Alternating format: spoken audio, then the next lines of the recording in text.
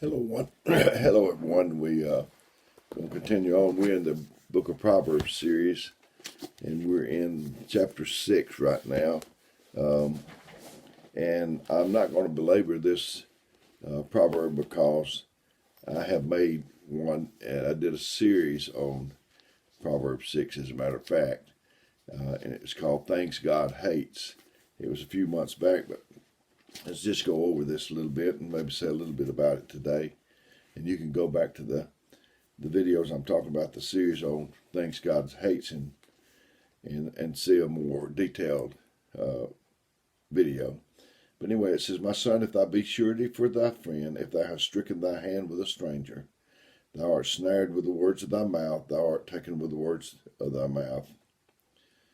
Do this now, my son, and deliver thyself when thou come into the hand of thy friend. Go humble thyself and make sure thy friend. So that's what it takes in relationships with people, relationships at work, at church with the people you go to church with, whatever. You have to humble yourself. Give not sleep to thine eyes, nor slumber to thine eyelids. Deliver thyself as a roe from the hand of the hunter, and as a bird from the hand of the fowler. If you don't humble yourself, you'll find yourself entrapped in things that's very difficult to get out of then if you don't humble yourself. And it says, Go to the ant, thou sluggard.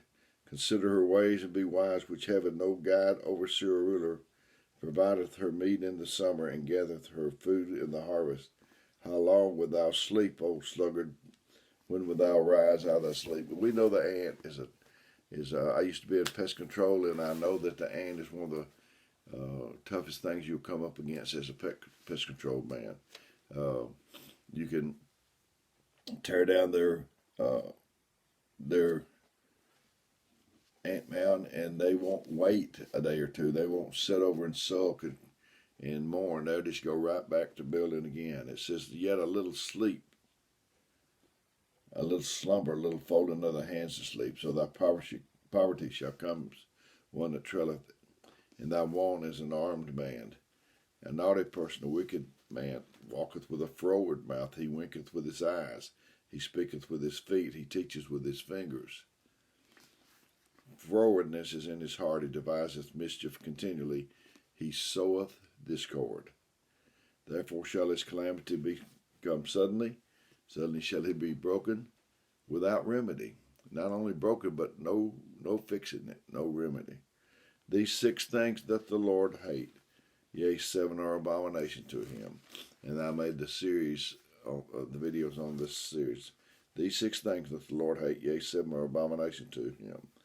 A proud look, a lying tongue, hands that shed innocent blood, a heart that deviseth wicked imaginations, feet that be swift to run into mischief, a false witness that speaketh lies, and number 7, he that soweth discord among brethren. Of all the things he hates, he really hates this one. I believe this is going to be the abomination. He that soweth discord among brethren. We can provoke unto love, or we can provoke the other way. We can sow discord, or we can sow harmony. I remember I used to play in a dance band. We had 14 instruments, and we tried to harmonize with one another.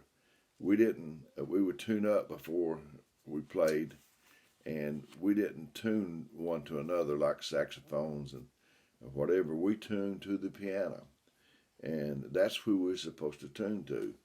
We're supposed to tune to God. We're supposed to be in tune with one another and in accord with one another. And if we are in accord and in tune with God, we will be with one another. He that soweth discord among the brethren. My son, keep thy father's commandment, and forsake not the law of thy mother. Bind them continually upon thine heart, and tie them about thy neck. When thou goest, it shall lead thee, and when thou sleepest, it shall keep thee, and when thou awakest, it shall talk with thee. Boy, how wonderful to have God talk with you. For the commandment is a lamp, and the law is a light, and the reproofs of instruction are the way of life. We don't like reproof so much, but it's the way of life. It said it's the way of life. To keep thee from an evil woman, from the flattery of the tongue of a strange woman. Lust not after her beauty to take in thine heart, neither let her take thee without her eyelids. For by means of a whorish woman a man is brought to a piece of bread, and adulterous with hunt for the precious life. Can a man take fire in his bosom, and his clothes not be burned? Why, no, we know the answer to that one. Can he go upon hot coals, and his feet not be burned? So he that goeth in his neighbour's wife, whosoever toucheth her, shall not be innocent. Men, do not despise a thief, if he steal to satisfy his soul when he is hungry. But if he be found, he shall restore sevenfold. He shall give all the substance of his house. But whoso committeth adultery with a woman lacketh understanding. He that doeth it destroyeth his own soul. A wound and dishonor shall he get, and his reproach shall be wiped away. And his reproach shall not be wiped away. For jealousy is the rage of a man. Therefore he will not spare in the day of vengeance. He will not regard any ransom, neither will he rest content, though thou giveth many gifts. So that's chapter 6. And we're in the Proverbs series, and I just wanted to give you a heads up that I have done one on chapter 6 called, not every verse, but called These 6 Things that the Lord, that he dislikes or hates, or however it is. So you'll find that in there. I love Proverbs, as I told you before. I think it's good to start out on Proverbs and Psalms, and maybe Matthew through Revelations, concentrating in the 4 Gospels at the first, and then you can branch out. The Old Testament's hard to understand. You might have to read it and come circle back around and read it again. I remember as a young man, I didn't understand a scripture.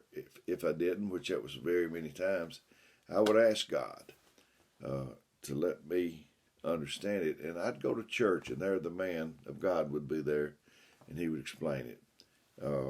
Or I might circle back around on the scripture and read it, and it'd just open up to you.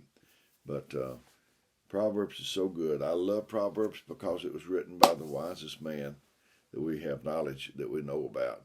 And so I'm not going to belabor it today. I'm just going to wind it up. I want you to know I love you, and I care about you very much. We are closer today than we've been, so hold your head up, and your redemption draweth nigh. As I said, I love you and I care about you. I'm going to give you my phone number, 256-508-4410. If you need me, call me. I might not get back to you right away, but I'll get back to you as soon as I can. This is not meant to replace your minister or you getting to church, anything like that. It's for people that can't get there to supplement. We're in a coronavirus, and many people's not been able to get to church. It's for them. There's people sick and maybe in a nursing home, rehab, or hospital, or even home themselves, and just at home and can't get up. So these are for you, and hopefully they'll help you. If you call, leave me a message. I receive calls, and I don't have those people on my contact list, and I don't know who they are. So just let me know that you're needing something. You heard the video or whatever. And if you'll let me know, I'll try to get back to you as soon as I can. So until we do this next time, may God bless you is my prayer.